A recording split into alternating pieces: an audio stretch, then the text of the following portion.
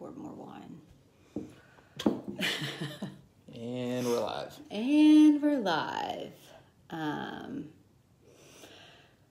Whew, I'm nervous. Give it a second.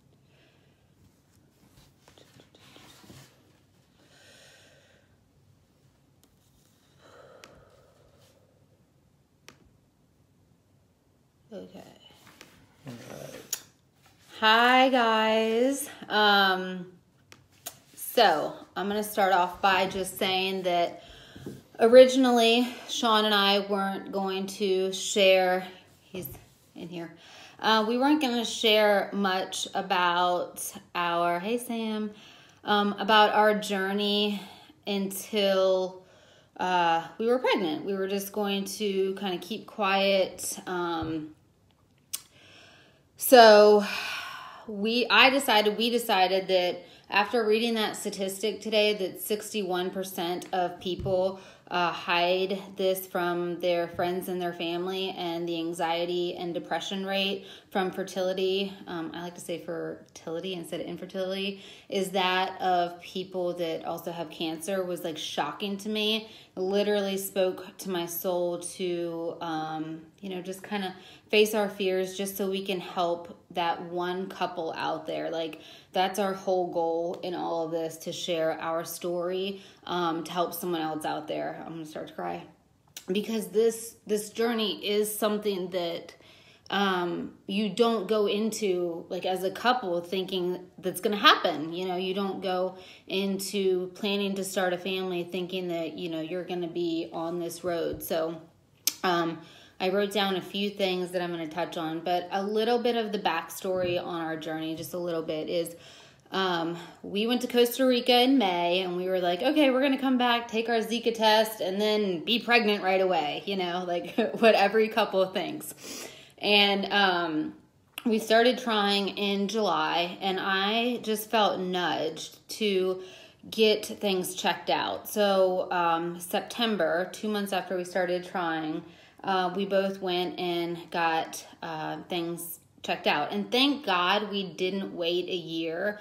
One of the things that I wrote down to share is, trust your instincts, trust your gut, trust like what you're feeling.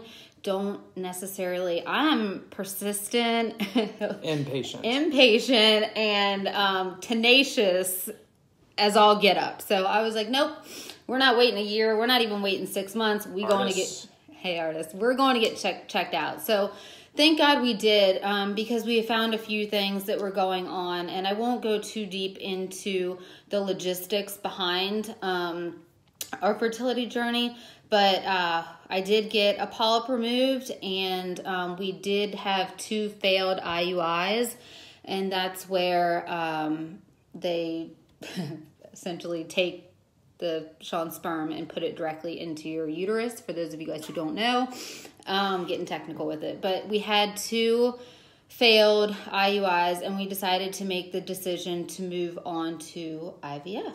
Mm-hmm. So we are halfway through that in our story, and we wanted to share this again because you don't know what you don't know, and we wanted to open the dialogue about it because the amount of couples that we have seen that suffer in silence, or that have shame around it, or that, there were times in the beginning of our journey where I was literally isolating myself from people. I wasn't going to the grocery store. It was just really, really, really hard. And we as a couple don't want anyone else to feel that way. This isn't something that you should struggle alone with. It's not something that you should feel guilty or shameful about. This is just a part of our journey, and God has put this in our path, I truly believe, to help other couples out there. So we are very fortunate and thankful that, it hasn't even been a year yet of us trying, and we're already on what we feel is a good path for us. But a few things that I wrote down just that I wanted to touch on is the best thing that's helped me through this is having a buddy, and she knows who she is. She has been my saving grace. finding someone who's been through what you're going through and having that person there for you. Hasn't she helped me and us out? She's definitely helped a lot. She's kept you sane. Kept me sane. And just having someone who gets what you're going through and not having shame and reaching out. So that's another reason why we're going live. If you need a buddy, if you need a friend, you can reach out to me or whoever, but find somebody that you can talk to. And also, you guys, find a doctor that you trust. Find someone who will listen to you and trust your own instincts. Like, you really have to be comfortable in this journey, and you have to be your biggest advocate. Like, you really have to be comfortable. We love our doctor, don't we? Mm-hmm. Yeah. Yeah, she's great. She's great. So finding someone that you really, really love and trust. And then another huge thing that I wanted to tell you guys on our fertility journey throughout this process, especially with IVF, is the comparison game. I had to get out of certain groups because, it's so easy to compare your journey to somebody else's journey. And that's with anything in life, but going through this, literally, I had to get out of certain groups because I was like, oh my God, they're having 30 eggs retrieved or whatever it was. And, it's not, you just set yourself up in a safe environment that's going to help you succeed and that's not going to bring you down. So getting out of certain groups really helped me with that. And then one question that we did get from people is, did we change anything in our diet or vitamins or, anything like that? I got off Adderall 2 years ago, and just because I wanted to, and I knew that we were going to be on this journey. So that's one thing that I did. I started celery juicing every morning because it's great antioxidants. It's great to flush out all the toxins in your system. And you love the taste. And I hate the taste. If you watch my Insta stories, I gag. But we got on a concoction of different things for both of us to help, different vitamins, things like that. We cut back on drinking, but our doctor said we could still have wine.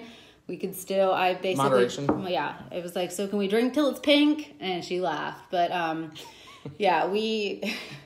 this journey, you guys, is so hard. I actually wrote, I just brain dumped everything out about it, and the tears, the frustrations, the feeling like a failure, the negative pregnancy test, like it just can weigh so heavy on you emotionally.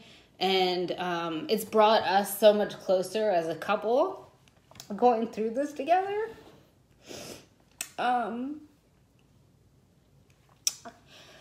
But we do know that 1 in 8, 1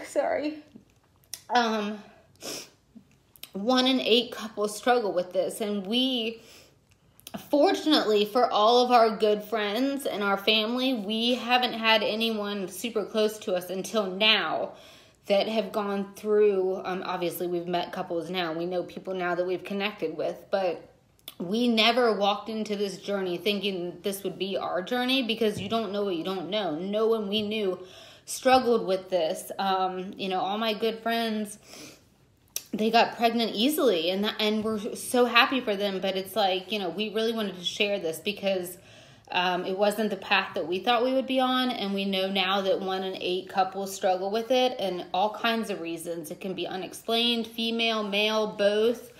And if it weren't for the people who have private messaged us, showed up and shared their story, literally a lady in the grocery store shared her story with me.